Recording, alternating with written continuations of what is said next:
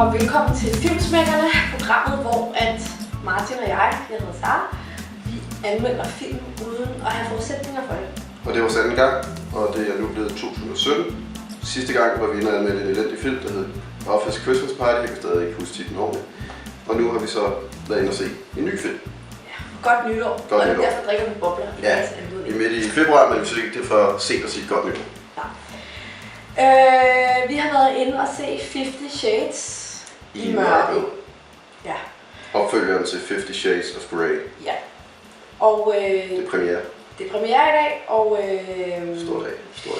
det er jo en såkaldt sexfilm, bygget på de her 3 romaner. Jeg har set den ene af dem. Ja, jeg har set ingen af dem, og jeg har heller ikke læst de famøse bøger. Så man kan sige, at jeg var på bar bund i forhold til at komme ind i det her univers. Jeg læste lige 3 linjer omkring konceptet, før jeg gik ind i biografen. Noget med et kæresteforhold, der var gået alvorligt galt, fordi at hovedpersonen Mr. Grey, ekscentrisk milliardær, havde pisket sin kæreste lidt for meget i sidste film, som så var skrevet, forståeligt nok. Ja. Og vi har 3 temaer, vi gerne vil berøre. Og det er sådan, at nu prøver vi lige at begrænse os en lille smule i forhold til sidste gang, hvor vi er helt nye i faget. Ja. Så vi kører på cirka 7 minutter her, og Martin tager tid. Det bliver vi simpelthen nødt til. Det bliver vi nødt til. Vi kan simpelthen ikke holde styr på os selv. Og lyden, skal jeg også lige sige, arbejder vi lige på at få fikset. Ja, i løbet af et stykke tid. Yes. Ja. I 18 regner vi med at have noget bedre lyd. Ja. 2018 altså. Så yes.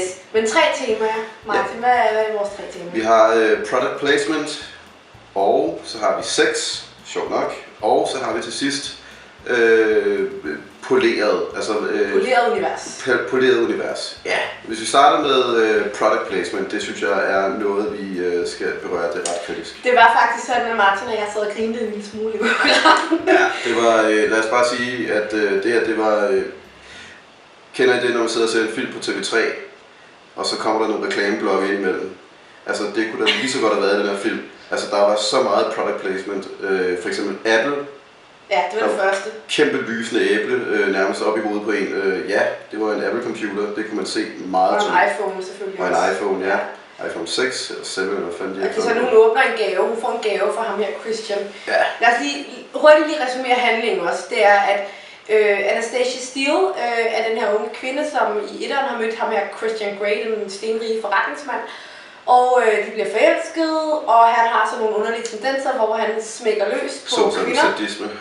Sadisme. Og i sidste afsnit, eller i sidste film, der smækkede han lidt for hårdt, og så er hun blevet sur på ham. Men de finder sig sammen igen i den her film. Ja. Yes. Hun tager ham tilbage, fordi han lover ikke at slå det igen. Det er sådan noget, man egentlig har hørt om før, ikke? Altså, kvinder bliver slået, og så lover manden ikke at gøre det igen. Nå, anyway. Product placement. Vi starter fra Apple. Det er den første gave, hun får af ham. Det er en Apple-computer. Så kører vi over til noget Ben & Jerry's, som lige bliver grebet i et supermarked, og så er der ellers Audi og... Der er Audi over det hele. Altså det er som om, at det danske ministerhold, altså som kører i Audi, at de har medvirket i filmen, der er Audi over det hele. Ja, det er der. Og så er der noget, hvad har vi mere? Nogle en træningsmaskine med et stort navn, ikke? Som ikke husker, det var sjovt. Og så har der var noget Rolex. Der var Rolex også, ja. Og så Fossvand, altså det der trendy Fossvand, når man har trænet et fitnesscenter eller noget. Ja. Det var der også masser af. Så der var en masse produkter, der skulle sælges i den her film, og jeg ved ikke om det er fordi, at man tænkte, at billetprisen, eller at det ikke ville være, eller at det var en stor publikummagnet til trods for, at filmens handling er tvivlsom, og filmens, hvad kan man sige, film i det hele taget er tvivlsom. Det er jo ikke ligefrem et anmelderrosfilm, vel? Heller, ja. Men det får vi at se, om vi synes. Nå, næste tema. Sex. Næste tema, sex. Det er jo det bærende i hele den her film, ikke? Ja. Så det er jo, det burde jo som sådan være på plads. Altså der burde være nogle lækre sexscener med en masse lotusstillinger, hvad fanden det hedder, yogastillinger, tantrastillinger eller andet. Altså ting, som jeg på grund af min kondition aldrig kunne finde på at gøre. Men det kører efter sådan en meget fast model. Mr. Grey, han har en masse små ting, som han mundrer lidt med, binder et fast, stikker nogle kugler op i hende, og så efter 2 minutter, hvor han leger lidt med, så er det ellers missionærstilling, og så slutter sexscenen. Ej, tager den også bagfra? Ja, tager den også bagfra, okay, ja. Men der er 5-6 knaldescener, og det ligner noget for Weekend 6 i 70'erne. Altså det er meget usekset. Jeg troede, det skulle være eksplosivt og eksotisk og avantgarde. Og... Altså, jeg vil bare sige til jer kvinder derude, ikke? Altså det er ikke 9,5 uge. Nej. Desværre. Det er ikke Mickey Rourke og Kim Basinger, vel? Altså jeg savner lidt det der lidt lummer, hvor man bare sidder og tænker, det er frækt det der, ikke? Altså det er det bare overhovedet ikke. Der er ingen kemi.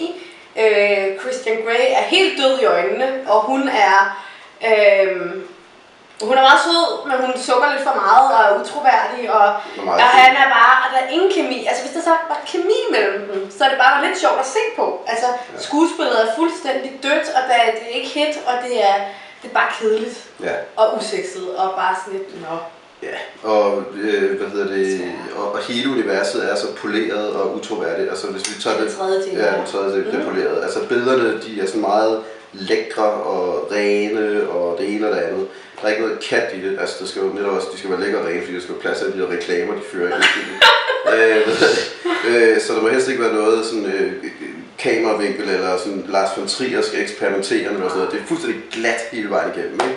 Dialogen er lige så glat. Altså det ligner, det er sådan soap-agtigt. Og Dakota Johnson, som spiller Anastasia Steele, hun går og sukker hele tiden. Det er også temmelig glat, ikke? Det er også temmelig poleret. Det er som et pornonavn. Altså Dakota.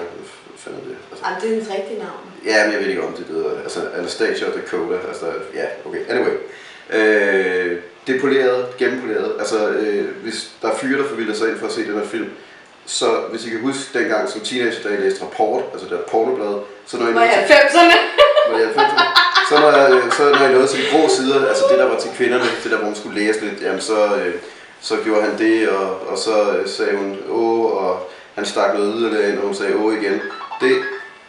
Nu skal vi smække film. Ja, vi skal smække film, tid er ved at løbe ud.